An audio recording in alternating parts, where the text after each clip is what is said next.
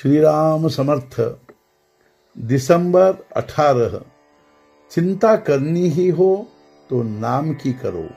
हम देखते हैं कि आज जो हमें दुखदाई लगता है वही आगे चलकर सुखदाई हो जाता है, और आज जो सुखदाई लगता है वही आगे चलकर दुख का कारण हो जाता है।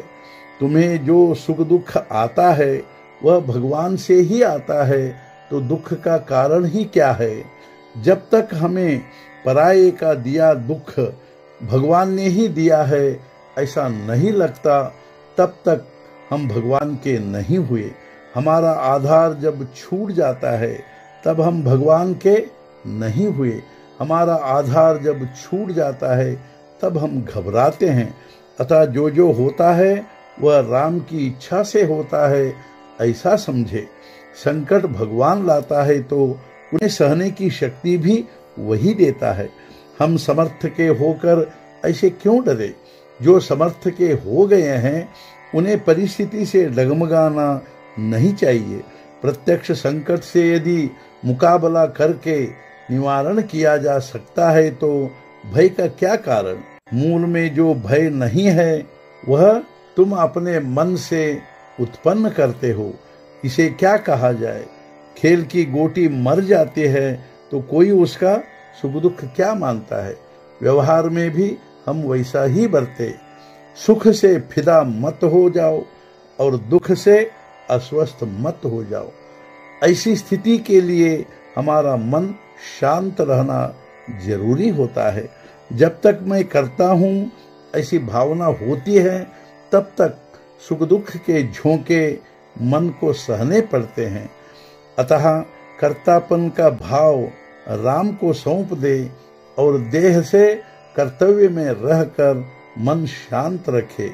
हे भगवान, परिस्थिति का परिणाम मुझ पर मत होने दो, ऐसा कहे। ऐसा न कहे कि परिस्थिति को ही परिवर्तित करो।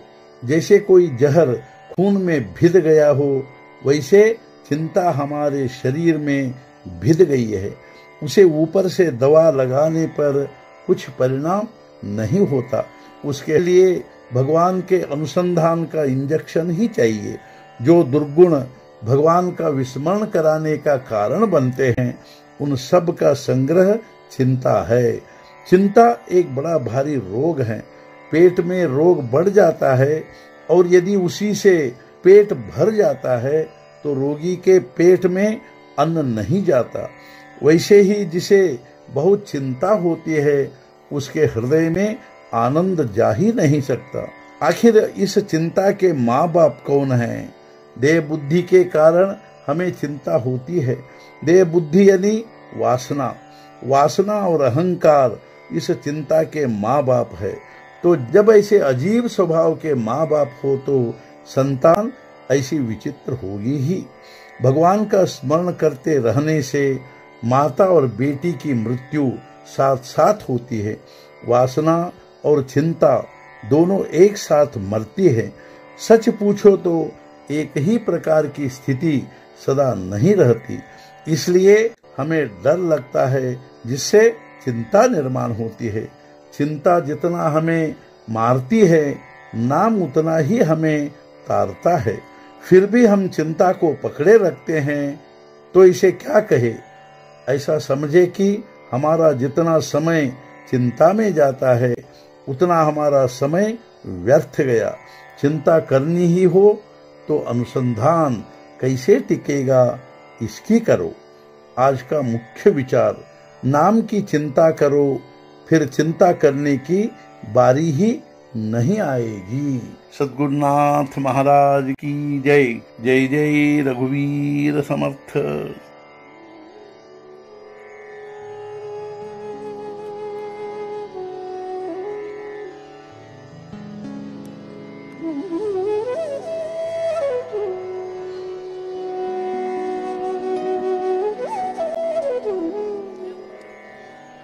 Mm-hmm.